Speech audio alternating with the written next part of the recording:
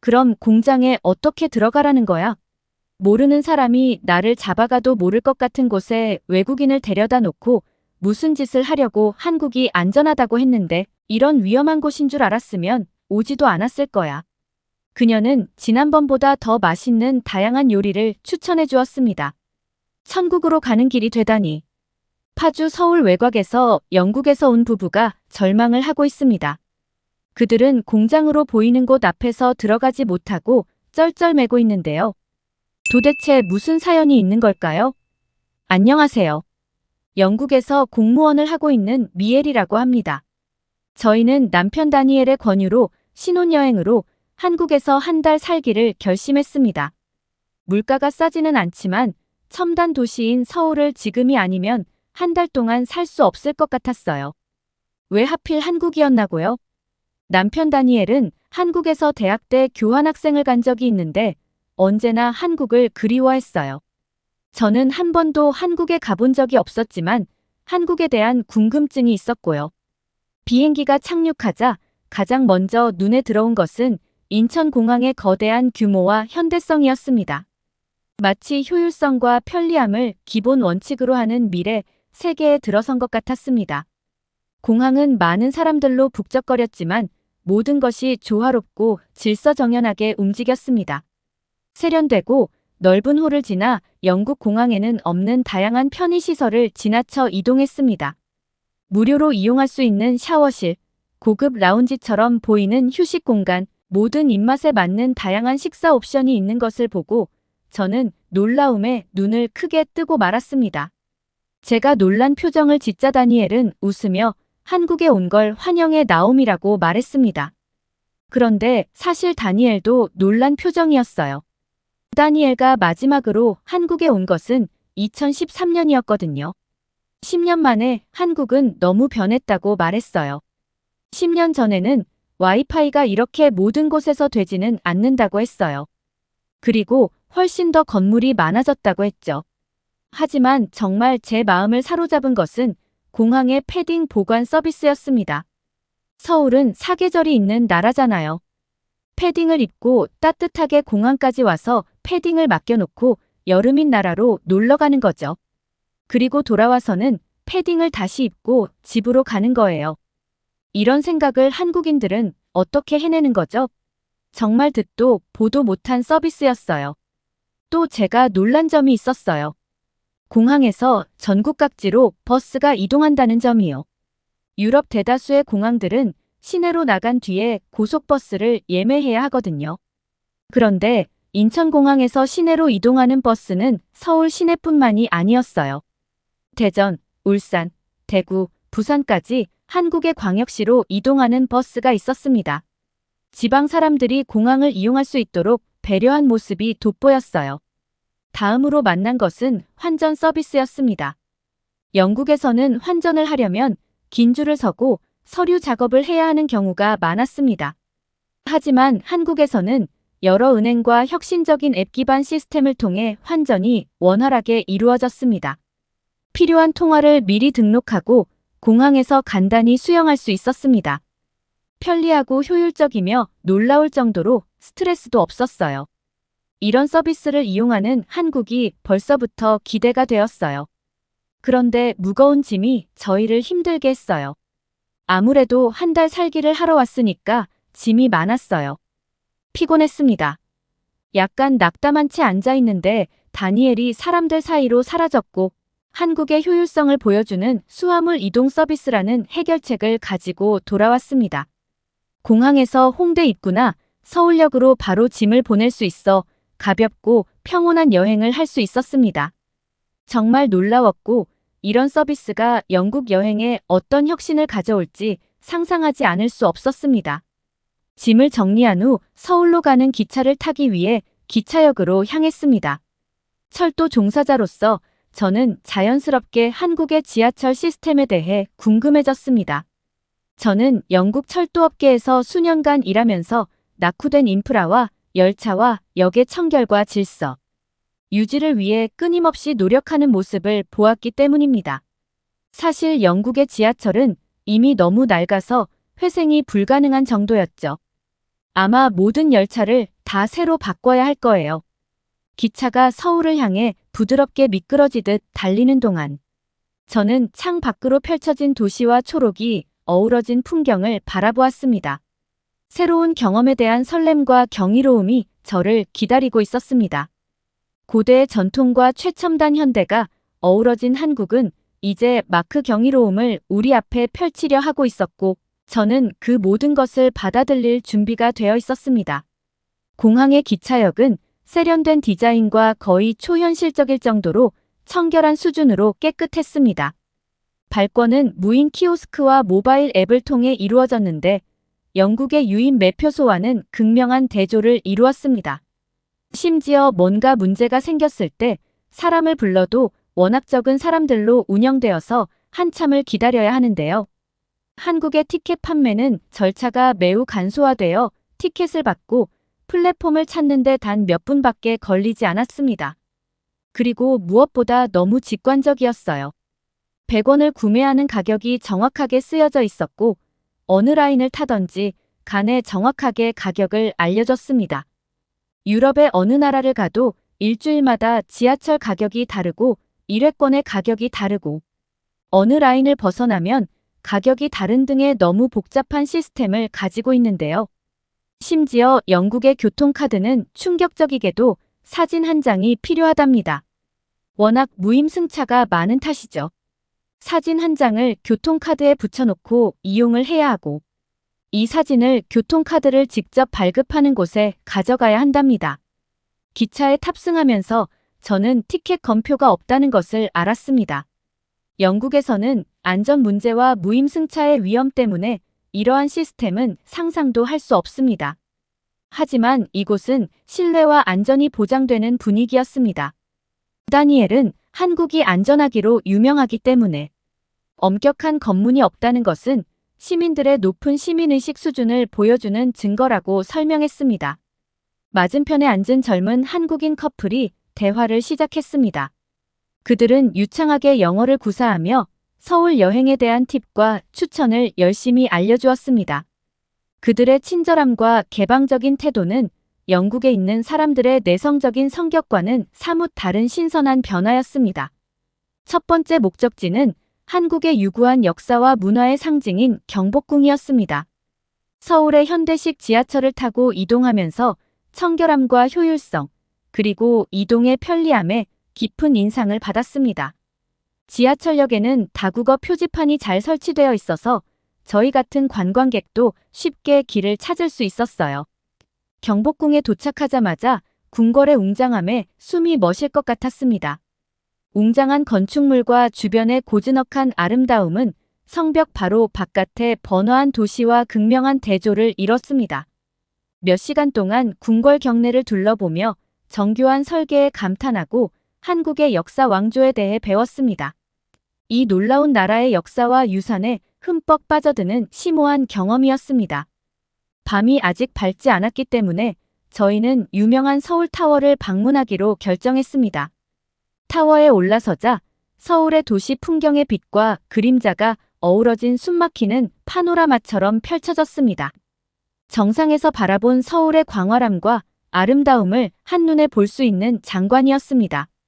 지인 영국에서 얼마나 멀리 왔는지, 이 역동적인 도시에서 얼마나 더 많은 것을 탐험해야 하는지 깨닫는 반성의 순간이었습니다.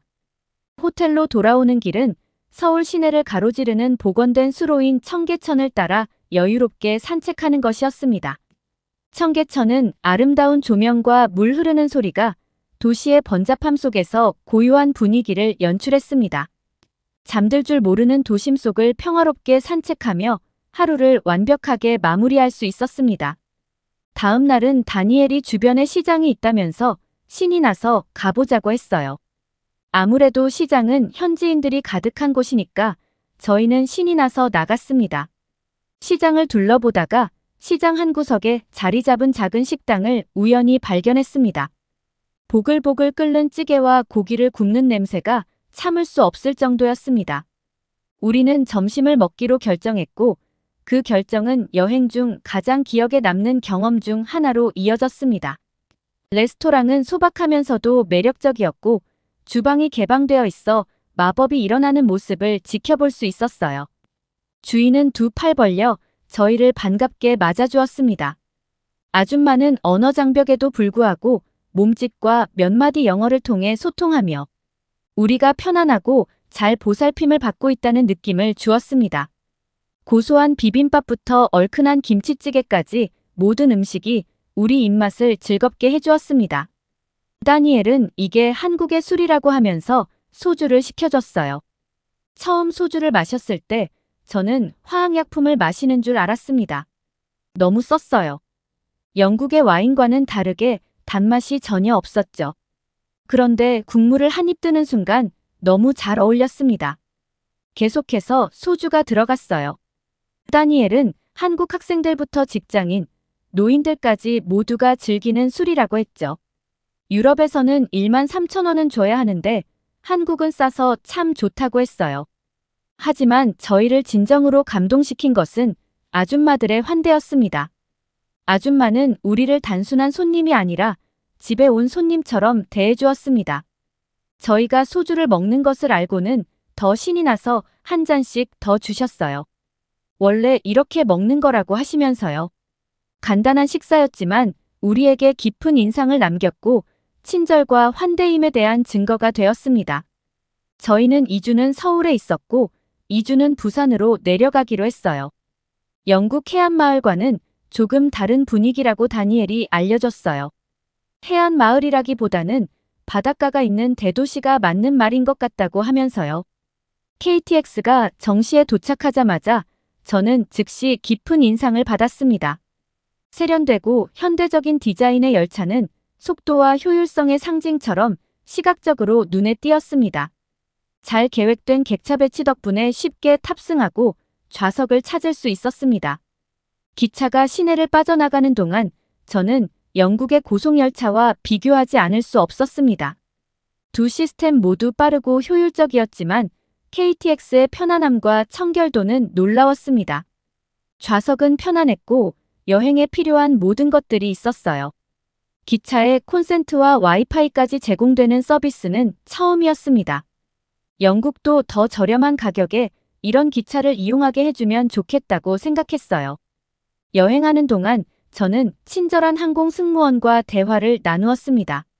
저는 그 승객을 통해 한국의 주요 도시를 연결하는 광범위한 고속열차, 네트워크와 철도 인프라를 확장하고 현대화하려는 정부의 노력에 대해 알게 되었습니다. 영국에서는 간과하기 쉬운 대중교통의 중요성이 한국에서 얼마나 강조되고 있는지 알 수 있었습니다. 부산에 도착하자마자 서울과 대조를 이뤘습니다. 어업을 하는 나라인 것 같지 않고 미래 도시 가치 높은 건물들이 바다 위에 있었어요. 갈매기 소리와 바다 냄새가 공기를 가득 채우고 도시 생활의 활기찬 분위기와 어우러져 있었습니다. 제가 생각했던 바다마을과는 차원이 달랐어요. 여긴 정말 대도시였습니다. 저에게 한국 한 달 살기를 결심하게 해준 문화 중 하나는 한국의 카페 문화였는데요. 유럽의 노천 카페와는 달리 한국은 정말 다양한 분위기와 다양한 콘셉트의 카페가 있었어요. 단순히 커피만을 마시는 곳이 아니었습니다. 카페는 와이파이와 콘센트가 모두 있고 대화를 하는 곳이기도 했어요. 한국 카페 문화의 세계에 발을 들여놓으면서 저는 그 매력과 다양성에 매료될 수밖에 없었습니다. 서울의 번화거리부터 부산의 한적한 동네까지 제가 방문한 모든 카페는 커피 한 잔 이상의 특별한 경험을 제공했습니다. 제가 처음 만난 카페는 인사동의 좁은 골목에 자리 잡은 고풍스러운 작은 카페였습니다. 외관은 섬세한 꽃과 한국 전통 문양으로 장식되어 동화책에서나 나올 법한 그림 같은 장면을 연출했습니다. 내부는 잔잔한 음악이 흘러나오는 등 따뜻하고 아늑한 분위기로 꾸며져 있었습니다.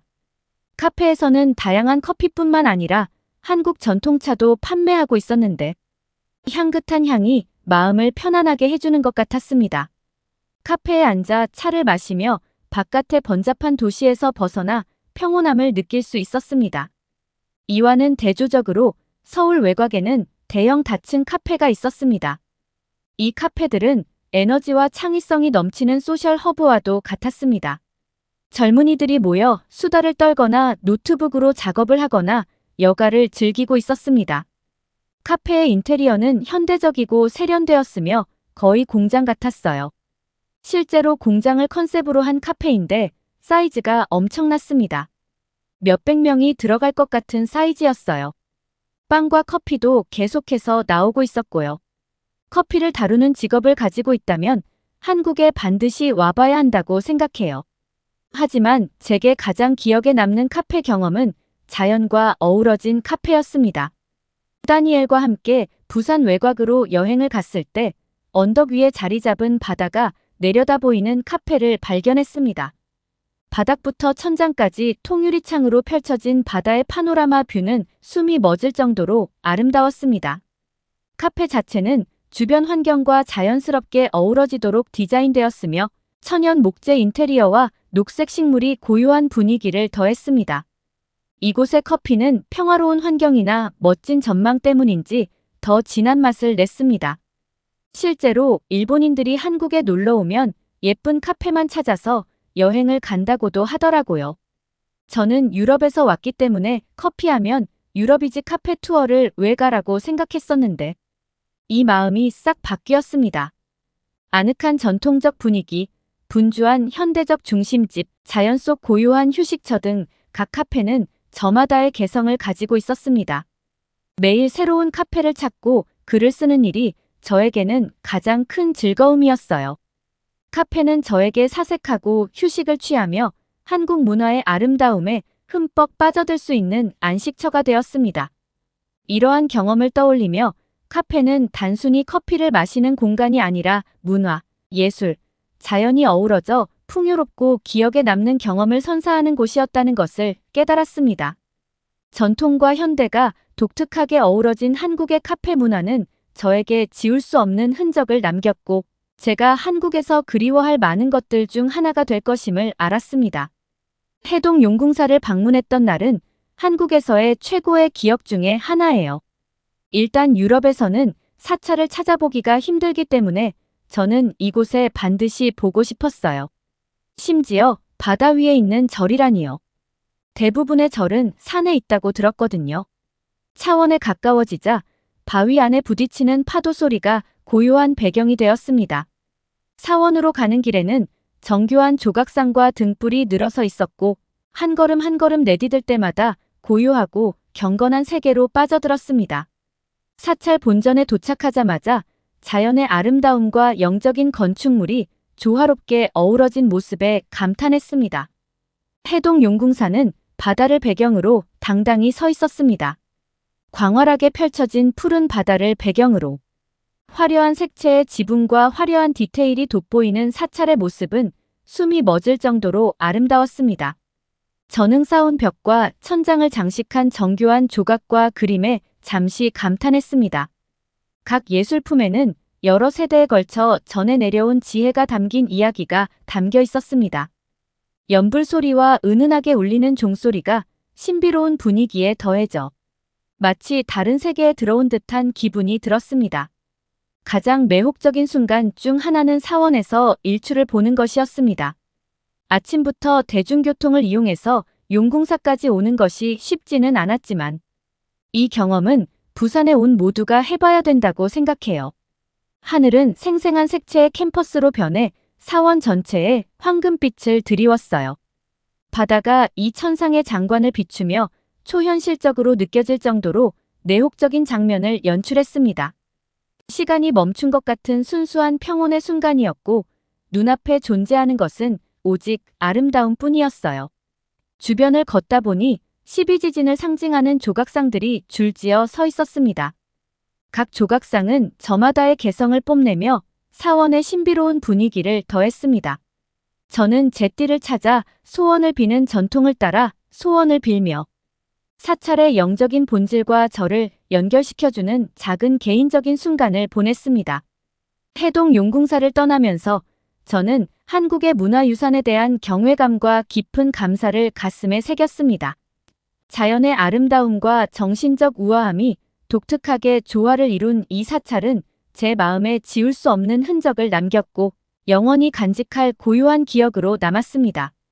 서울은 저에게 관광부터 카페 문화, 그리고 사람에 대한 배려, 최첨단의 시스템까지 모든 것을 보여주었어요. 저는 다니엘이 왜 교환 학생을 한 뒤로 한국을 잊지 못하고 있는지 이해가 됐습니다. 저는 한 달로도 이런데 다니엘은 1년이라는 시간을 한국에 있었으니 얼마나 재미있었겠어요. 저희는 한 달간의 한국 살기를 마치고 영국으로 들어가는 길입니다.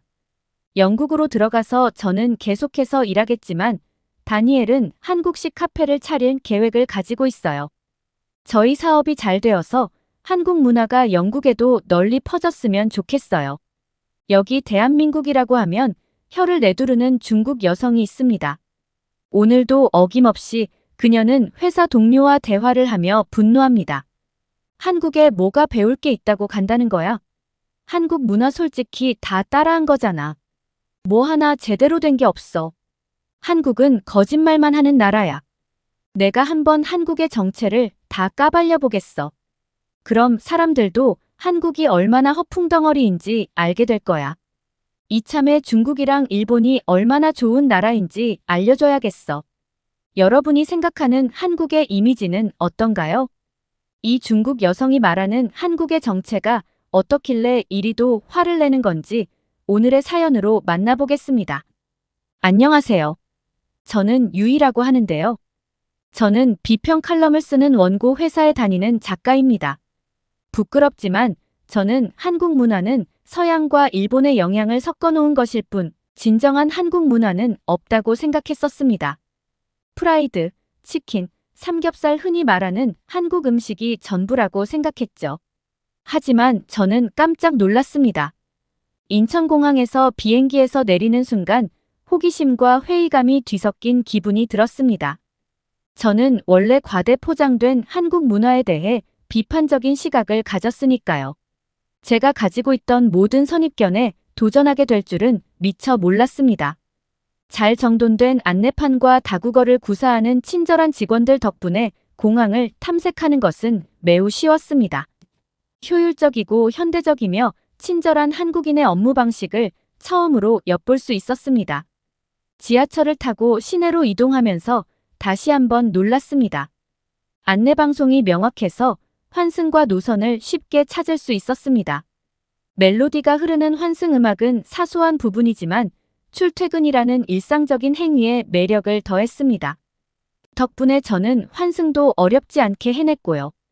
그리고 모든 열차에는 임산부를 위한 특별 좌석이 있었습니다. 시민들의 편의를 배려하는 사회의 모습을 보여주는 사려 깊은 조치였습니다. 그런 사회적 배려가 시민들의 의식에 잘 자리 잡은 것 같았습니다. 사람들로 붐비는 지하철 속에도 임산부 배려석은 항상 비워져 있었어요. 그리고 정말 필요한 순간 임산부 명찰을 달고 있는 임산부들이 나타나서 그 자리를 채우곤 했습니다. 서울에서의 첫날은 정말 놀라웠습니다. 도시는 새로운 것과 오래된 것이 조화를 이루고 있었습니다. 일부 지역에는 세월의 흔적이 묻어나는 건물이 있었지만 꼼꼼하게 관리되고 있었습니다. 한국인들이 아무리 소박하더라도 자신의 유산을 존중한다는 것을 알 수 있었습니다. 대표적으로 흡연 부스가 있었습니다. 도시의 구석진 곳에 자리 잡은 흡연 부스는 한국인들이 개인의 자유와 공공의 책임 사이에서 균형을 잡았다는 것을 보여주는 분명한 신호였습니다.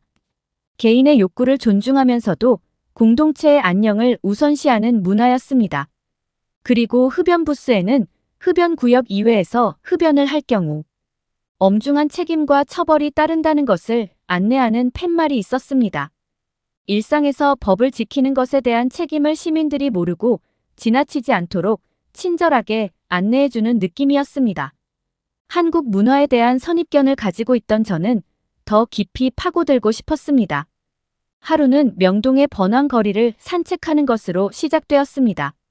명동은 현대 패션 매장, 한국 전통 상점, 길거리, 음식, 노점 등이 활기차게 어우러진 곳이었죠. 다양한 한국 음식의 향기가 공기를 가득 채우며 제 감각을 자극했습니다. 현지인과 관광객 모두 떡볶이, 매운 떡, 호떡, 흑설탕과 견과류로 속을 채운 달콤한 호떡에 빠져드는 모습을 지켜보았습니다. 한국 요리의 다양성을 느낄 수 있었어요. 그리고 거리를 돌아다니다 보면 스타벅스 같은 친숙한 브랜드가 편안함을 선사했습니다. 하지만 여기에도 차이가 있었습니다. 제가 주문한 아메리카노는 중국에서 먹던 것보다 더 진하고 세심하게 만들어져 있었습니다. 마치 글로벌 브랜드가 품질과 디테일을 중시하는 한국인의 취향에 적응한 것 같았습니다. 그리고 한국 사람들에게 스타벅스는 단순히 커피 마시는 공간이 아니었습니다. 스타벅스 안에 있는 사람들은 저마다의 일과 작업을 해내고 있었어요. 열심히 컴퓨터 속 강의를 들여다보는 대학생들과 독서에 몰입하고 있는 할아버지, 그리고 분주하게 타자기를 두드리며 서류를 검토하는 직장인들까지 스타벅스 안에 모든 게 하나의 카페 문화로 묶여 있었습니다. 하지만 진정한 문화적 몰입은 음식에서 시작되었습니다. 저는 버거킹과 맥도날드 같은 패스트푸드점에서 한국 학생들이 아이스크림을 먹으며 수다를 떠는 모습을 목격했습니다. 패스트푸드점은 단순히 식사를 해결하는 곳이 아니라 추억을 만들고 우정을 쌓는 공간이었습니다. 학생들은 감자튀김을 여러 개 주문하여 다 같이 펼쳐놓고 나눠 먹기도 했습니다. 돈이 많지 않은 학생들이지만 저마다의 다양한 방법으로 우정을 나누는 모습이 재미있었습니다. 쇼핑센터와 아파트 단지에 설치된 전기차 충전소도 인상적이었습니다. 최근 세계적으로 전기차 보급이 많이 이루어지고 있긴 하지만 전기차는 단순한 공급과 수요의 문제가 아닙니다. 전기차를 운행하기 위해서는 충전할 수 있는 인프라가 중요한데 한국에는 이런 전기차 충전 인프라가 잘 되어 있었습니다. 전기차 충전소를 통해 지속 가능한 삶에 대한 한국의 노력은 분명하게 드러났으며 많은 서구 국가들이 이러한 기술 도입을 주저하는 것과는 극명한 대조를 이뤘습니다. 한국의 전기차 충전소는 기업뿐만 아니라 정부에서도 적극적으로 설치에 동참하고 있었습니다. 또 하나의 흥미로운 경험은 아마도 자동화된 화장실입니다. 기술의 경이로움도 놀라웠지만 그보다 더 중요한 것은 포용성과 접근성을 중시하는 사회를 반영하는 것이었습니다. 이 화장실은 장애인, 어린이, 임산부, 노약자 등 모든 사람을 위한 화장실이었습니다. 사소한 부분이었지만 모든 사회 구성원을 배려하는 한국인의 정신을 엿볼 수 있는 대목이었죠. 이런 경험을 통해 회의감이 줄어들기 시작했습니다. 단순히 남을 모방하는 것이 아니라 자신만의 정체성을 당당하게 개척해 나가는 문화를 목격하고 있었기 때문입니다.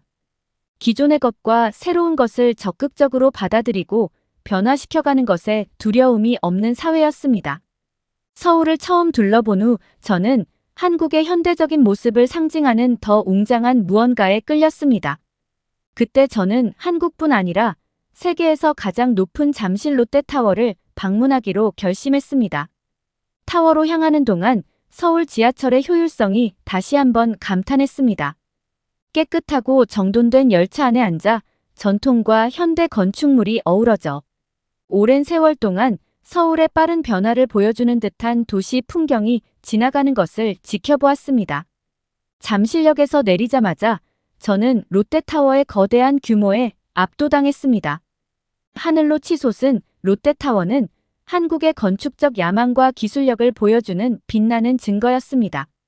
매끈하고 가늘게 뻗은 디자인의 건물은 마치 구름을 뚫을 것만 같았습니다. 타워에 들어서자 럭셔리와 혁신의 세계가 저를 맞이했습니다. 1층에는 고급 브랜드와 맛집으로 가득 찬 호화로운 쇼핑몰이 자리하고 있었습니다. 쇼핑객들의 천국 같은 곳이었지만 제게 진정한 스릴을 선사한 곳은 전망대였습니다. 놀라운 속도로 올라가는 엘리베이터를 타자마자 약간의 스릴이 느껴졌습니다. 단 몇 초 만에 저는 전망대인 서울 스카이로 이동했습니다. 문이 열리자 숨이 멎을 듯한 서울의 전경이 펼쳐졌습니다. 서울이 광활하고 복잡한 그림처럼 눈앞에 펼쳐져 있었습니다. 이 전망대에서 바라보니 아까 지나쳤던 건물들이 드넓은 도시 풍경 속에서 작은 점처럼 보였습니다. 전망대 주변을 걷다 보니 바닥이 유리로 된 공간에 마음이 끌렸습니다. 아래를 내려다보니 아찔한 규모감이 느껴졌습니다. 세계에서 가장 높은 건물 꼭대기에 서서 낯설기만 했던 도시를 내려다보니 스릴과 겸허함이 동시에 느껴졌습니다.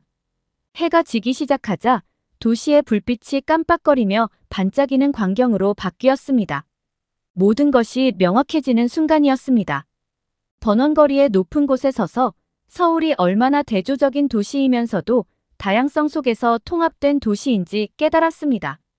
전통과 현대가 단순히 공존하는 것이 아니라 서로를 보완하며 활기차고 생동감 넘치는 도시를 만들어내고 있었습니다.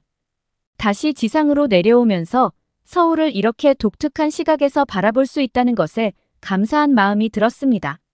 롯데타워는 단순한 고층 빌딩이 아니라 대한민국의 열망과 성취의 상징이자 현대사회에서 대한민국의 위상을 보여주는 등대였습니다. 저는 서울을 조금 더 둘러보다가 전통시장 중 하나인 광장시장을 만났습니다. 시장에는 빈티지 의류부터 수공예품까지 모든 것을 파는 노점들이 미로처럼 이어져 있었습니다. 하지만 하이라이트는 먹거리 코너였습니다. 이곳에서 순대나 빈대떡과 같은 음식을 즐기는 현지인들을 볼 수 있었어요. 제가 알고 있던 상업화된 한국 음식의 이미지와는 완전히 대조적이었습니다. 또한 한식이 단순히 후라이드, 치킨, 붕어빵, 이 음식에서만 그치는 것이 아니라는 것도 광장시장의 풍성한 음식과 맛을 통해 알 수 있었습니다. 그 중에서 가장 맛있었던 것은 육회, 비빔밥이었습니다. 저녁이 되자 저는 한강변에 도착했습니다. 서울의 생명줄인 한강은 시민들이 휴식을 취하기 위해 즐겨 찾는 장소였습니다. 가족들은 피크닉을 즐기고 친구들은 수다를 떨고 연인들은 강변을 산책했습니다. 서구에서 익숙했던 개인주의 문화와 극명하게 대비되는 공동체적 조화의 모습이었죠. 지하철을 타고 숙소로 돌아가는 길에 열차 너머에 보이는 남산타워를 바라보며 하루를 마무리했습니다. 그리고 반짝이는 도시 풍경을 바라보며 제가 서울과 한국에 대해 얼마나 잘못 알고 있었는지 깨달았습니다. 서울 여행 셋째 날 저는 한국 요리의 심장부를 더 깊이 파고들기로 결심했습니다. 한식의 정통성에 대해 회의적이었던 저는 이제 대중화된 서양의 요리를 넘어 한식의 진정한 본질을 탐구하고 싶었습니다. 저의 요리 모험은 한국 전통시장에서 시작되었습니다. 상인들이 신선한 농산물과 직접 만든 특산품을 선보이며 외치는 소리에서 활기찬 에너지가 느껴졌습니다. 이곳에서 저는 제가 몰랐던 맛의 세계를 발견했습니다. 익숙한 배추김치뿐 아니라 무김치, 오이김치 등 각기 다른 맛과 식감을 가진 김치를 맛보았습니다. 그러다가 매콤한 양념에 볶은 작은 문어인 주꾸미를 파는 노점에 끌렸어요. 상인이 능숙하게 요리하는 모습을 보면서 음식 하나하나에 담긴 자부심과 정성을 느낄 수 있었습니다. 한 입 베어 물었을 때 매콤하고 약간 달콤하며 믿을 수 없을 정도로 고소한 맛이 폭발했습니다. 제가 알던 전통 한식과는 다른 맛이었어요. 그리고 반찬으로 나온 메밀전과 김치말이 국수도 정말 맛있었어요. 한국인들이 단순히 비빔밥과 김치만 먹는다는 생각을 정면으로 깨는 경험이었습니다. 그리고 저는 시장 음식에 빠져 며칠 내내 시장을 방문했습니다. 주꾸미집 근처에 도토리묵과 밥으로 만든 도토리묵밥을 전문으로 하는 작은 가족 소유의 식당을 찾았습니다. 친절한 중년 여성 주인은 도토리묵밥이 소박하지만 영양가 있는 음식이며 화려한 음식에 밀려 종종 간과되는 음식이라고 설명해 주었습니다. 한 입 음미하면서 한국 전통 음식의 소박함과 건강함을 느낄 수 있었습니다. 저녁에는 햄, 소시지, 라면 등 다양한 재료로 만든 푸짐한 찌개인 부대찌개를 파는 노점상을 우연히 발견했습니다. 한국 전쟁에서 유래한 이 음식은 한국인이 고난 속에서도 맛있는 것을 만들어내는 능력을 보여주는 증거였습니다. 익숙한 맛과 이국적인 맛이 편안하게 어우러진 부대찌개는 흔한 식재료였지만 오직 한국에서만 먹어볼 수 있는 맛이었습니다. 저는 부대찌개를 먹으면서 식당 주인에게서 곱창 구이를 소개받아 다음 날에도 시장으로 향했습니다. 곱창이라는 생소한 음식에 처음에는 망설였지만 고소하고 스모키한 맛에 깜짝 놀랐습니다. 현지인들이 좋아하는 음식이었고 활기찬 대화가 오고 가는 식당 속에서 압도적인 소속감을 느꼈습니다. 저는 유네스코 세계문화유산인 창덕궁을 방문하는 것으로 하루를 시작했습니다. 궁궐 경내를 걸으며 건축과 자연이 조화롭게 어우러진 모습에 감탄했습니다. 비밀의 정원은 번잡한 도시 한복판의 고요한 오아시스 같았습니다. 고목과 고요한 연못이 어우러진 이곳에서 저는 한국 역사의 깊이와 왕실, 유산의 우아함을 진정으로 느낄 수 있었습니다. 다음으로 저는 인사동의 예술지구로 향했습니다. 이 동네는 미술관, 골동품 가게, 전통 찻집으로 이루어진 미로 같은 곳이었어요.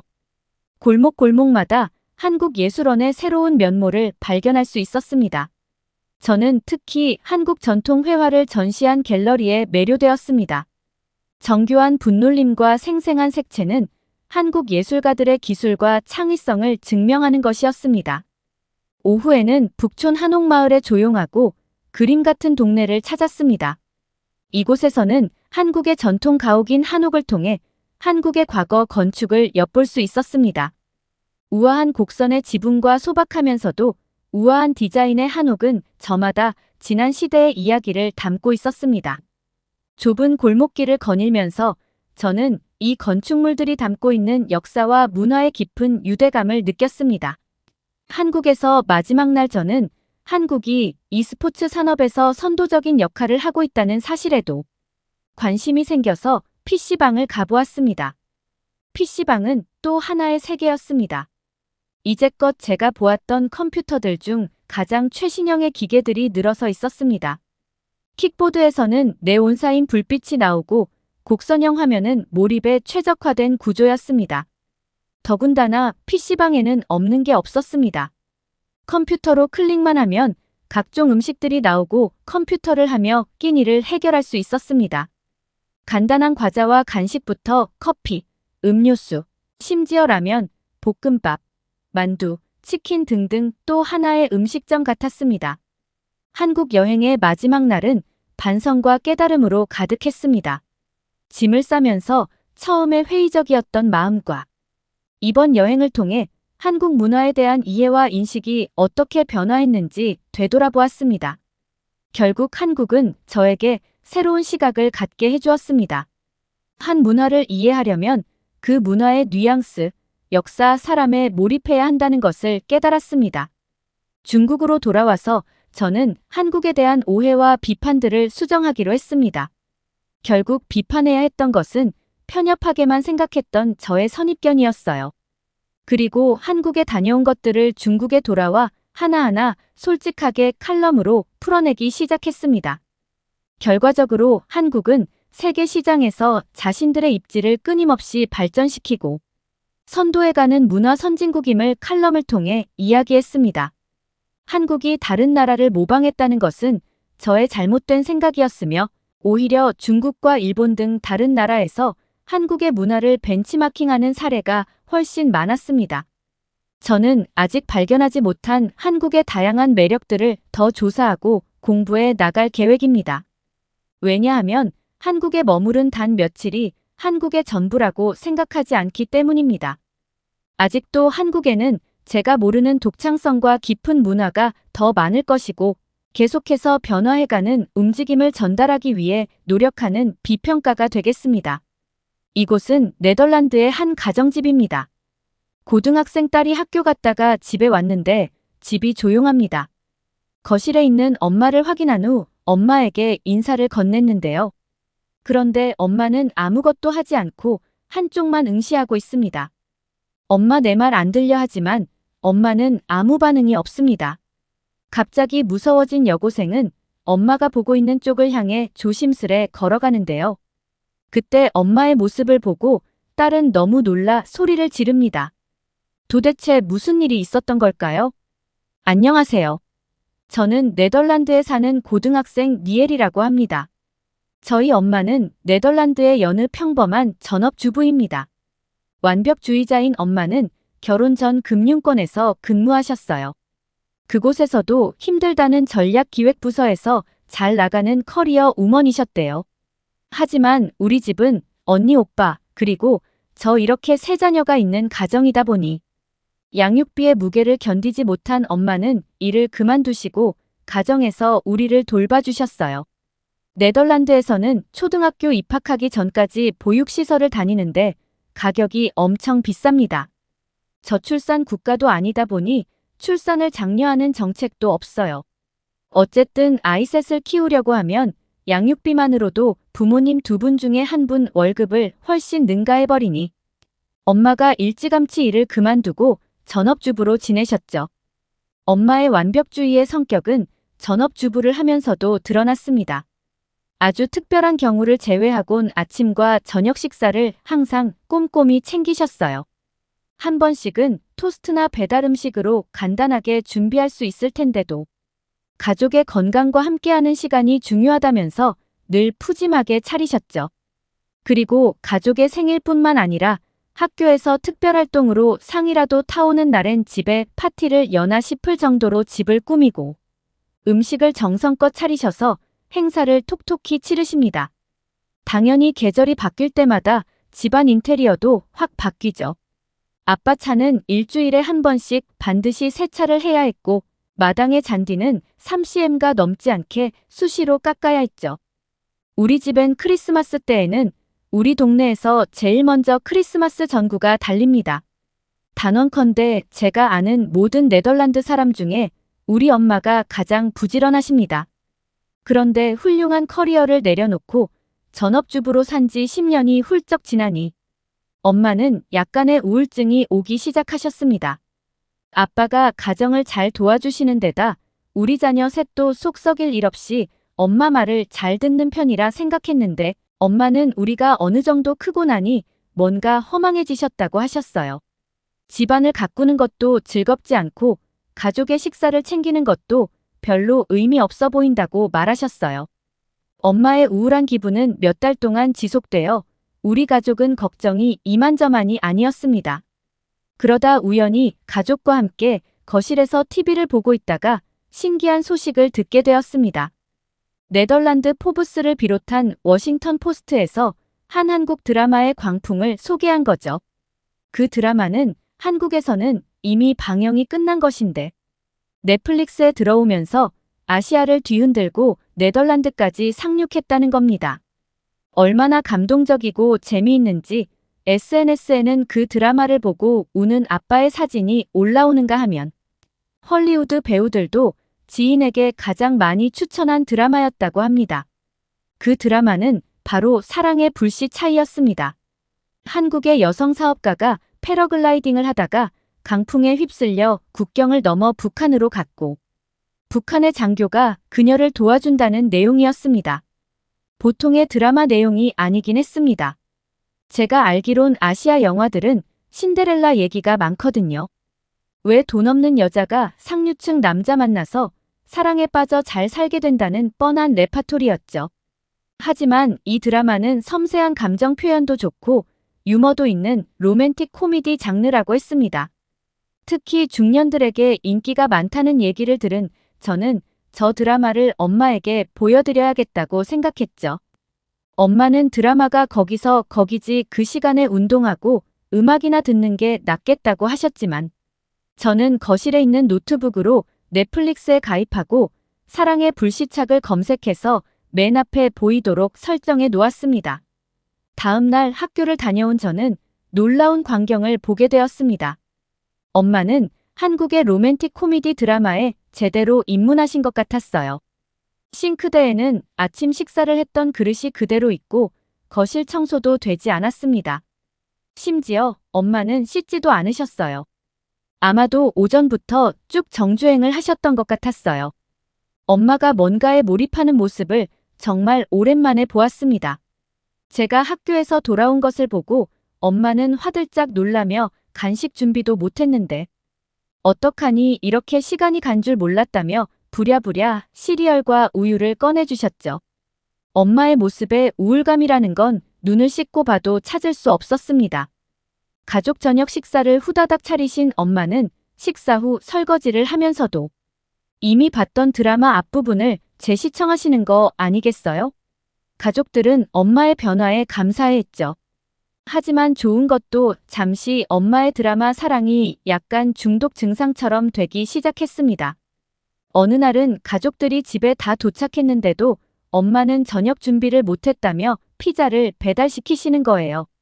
네덜란드에서 배달 음식은 1시간이 넘게 걸려오는지라 보통 주문 후 직접 찾으러 가는데요. 엄마는 아이처럼 신나는 표정으로 그 시간에 드라마 봐야 한다며 노트북을 들고 방으로 들어가시고 피자 오면 알아서 챙겨 먹으라고 하셨죠. 생애 처음 엄마의 손길이 없는 저녁 식사를 하게 된 것입니다. 한국 드라마 시청 이후 엄마는 더 이상 우울한 모습을 보이지 않으셨어요. 마치 치유제를 먹은 것처럼 좋아지셨죠? 저는 사랑의 불시착 드라마 줄거리를 인터넷으로 요약해서 봤는데요. 네덜란드에서 늘 보던 지구를 지키는 뻔한 영웅 스토리도 아니고 아시아 드라마 주류를 이루었던 신데렐라 이야기도 아닌 신박한 소재였습니다. 특히 북한을 소재로 하는 건 드문 일이었죠. 엄마는 당신 자신도 이 정도로 빠질 줄은 생각도 못했다고 합니다. 길고 긴 16회를 연달아 2번이나 보고 말았으니까요. 엄마는 이후 한국 드라마를 스스로 찾아서 즐겨보기 시작하셨습니다. 이태원 클라스도 그렇고 나의 아저씨라는 드라마에도 빠져드셨지만 아직도 엄마는 사랑의 불시착이 강하게 남아있다고 합니다. 특히 엄마는 드라마 남자 주인공인 현빈 씨의 바가지형 앞머리를 사랑스럽게 보셨습니다. 나중에 드라마 속 주인공 남녀는 실제로 커플이 되어 결혼까지 했다는 것을 알았을 때 엄마는 기뻐서 어쩔 줄 몰라 하셨습니다. 네덜란드 배우들은 연기하면서 눈이 맞아 결혼하고 금세 이혼하기를 반복하는데 엄마는 한국 배우는 절대 그럴 리 없다면서 완전 찐팬이 되셨습니다. 한국 드라마가 그렇게 재밌나요? 엄마뿐만 아니라 제가 아는 모든 동네 엄마들은 그 드라마를 다 아시는 것 같았어요. 제가 봤던 커뮤니티에서는 한국 드라마 때문에 스위스 한 마을에는 법을 바꿀 정도라는 글을 보고 정말 충격을 받았습니다. 촬영지 중 하나였던 스위스의 이제 발트는 극중 남자 주인공 리정혁이 스위스 유학 시절 형을 떠올리며 피아노 연주를 하는 장면의 배경이 된 곳인데요. K-드라마 팬들에게 성지로 떠오르며 감당하기 어려울 정도로 관광객들이 몰려들었다고 합니다. 인구가 500명도 되지 않는 작은 마을에 관광객 약 40만 명이 찾아오면서 주차, 쓰레기, 소음 문제가 심각해졌고 스위스 지방정부는 주차장에 예약 시스템을 도입하고 피아노가 있었던 부두는 입장료 5프랑을 받고 공중화장실 이용료는 1프랑을 받도록 했다는 겁니다. 한국 돈으로는 7,500원 정도일 거예요. 이 소식을 들으니 사랑의 불시착의 인기가 어느 정도인지 짐작이 가더라고요. 엄마가 이 드라마에 빠지시기 전 한류는 그저 젊은이들의 전유물처럼 느껴졌는데 이제는 네덜란드의 중년도 한류에 불시착하기 시작한 것 같아요. 완벽주의 성향인 엄마가 가정에 소홀해지는 신기한 경험도 했고 무엇보다 엄마의 우울감이 싹 사라져서 가족들은 엄마의 변화를 대찬성합니다.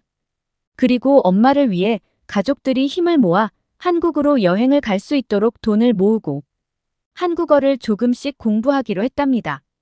다시 따뜻한 가족의 모습을 찾게 해준 한국 드라마. 정말 감사합니다.